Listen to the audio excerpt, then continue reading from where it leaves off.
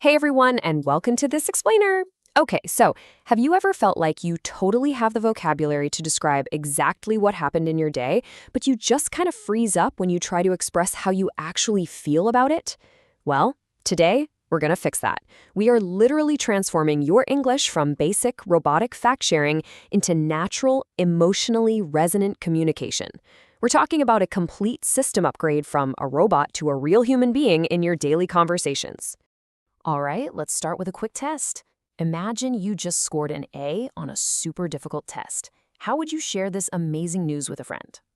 Notice the massive difference between these two examples. Student A, yeah, they sound a bit like a robot just spitting out cold data. I passed the exam. I mean, it's factual, sure, but it's totally detached. Now look at student B. They sound completely human because they actually included their emotional state. I'm extremely happy and proud of myself. That little addition, that is the absolute secret ingredient to true fluency. So here's our roadmap for today. We'll quickly cover the power of emotion, go over some basic sentence patterns, fix a few really common mistakes, and then wrap up with some idioms and advanced vocabulary. Okay, part one, the power of emotion. To really get this, we need to understand why this concept completely changes the game. You see, real-life communication isn't just about exchanging sterile information. When we're talking to friends, family, or coworkers, we don't just want facts. We want to connect. We want to express how we actually feel about those facts. And that brings us to our core definition for today.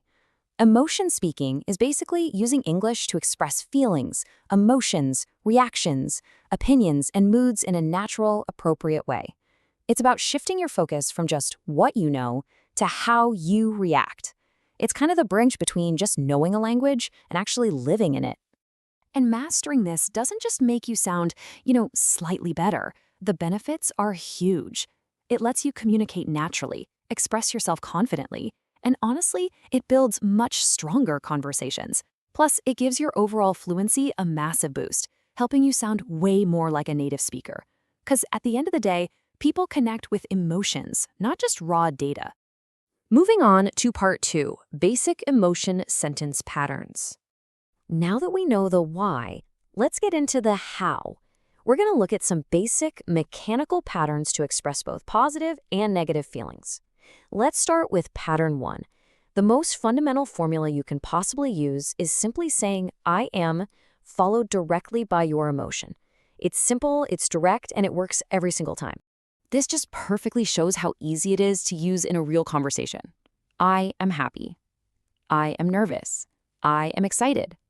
Just by attaching your state of being to an emotion word, you give people an immediate window into your mindset. It literally sets the tone for the rest of the conversation. Our second core pattern is just a tiny variation, but man, it adds a lot of conversational flavor. Just swap I am for I feel.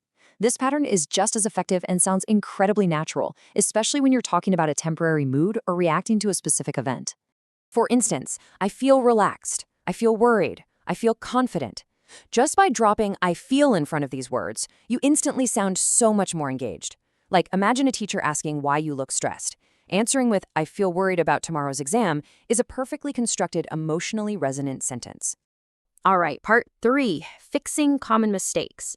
Okay, so as you start using these patterns, there are a few traps, really common ones that can instantly flag you as a non-native speaker. For example, have you ever said I am exciting when you really meant I am excited about a trip? Classic mix-up. If you say I am exciting, you're basically telling people that you cause excitement in others, like you're an exciting action movie.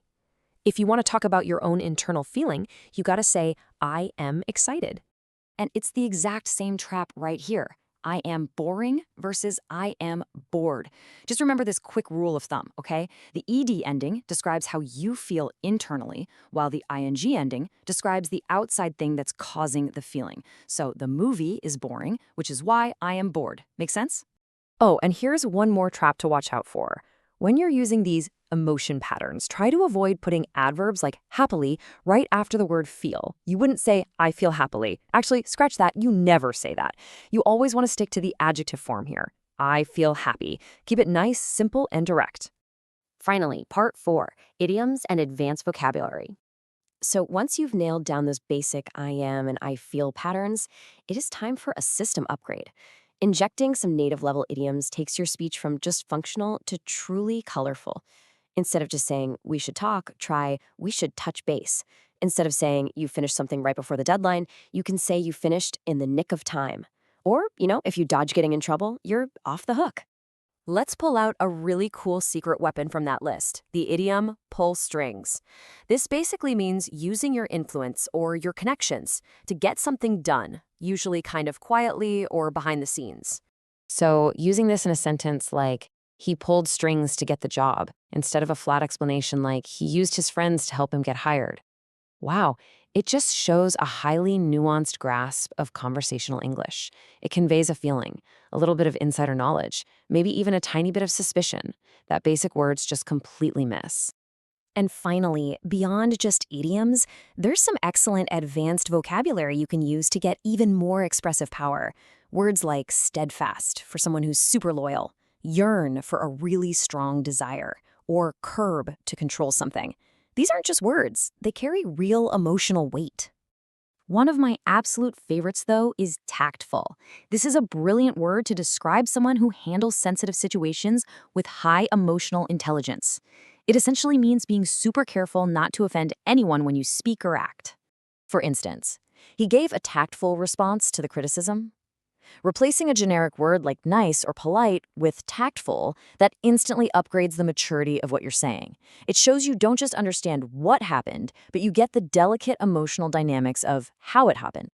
All right, we've covered the why, the how, the bug fixes, and the upgrades. So here's my question for you. The next time you have a conversation in English, are you going to stay in your comfort zone? I challenge you to stop just reporting the facts. Use those I am and I feel patterns, throw in a cool idiom like pulling strings, and show the world how you really feel. Are you going to stay a robot, or will you choose to connect? Thanks so much for joining me on this explainer, and I'll see you next time.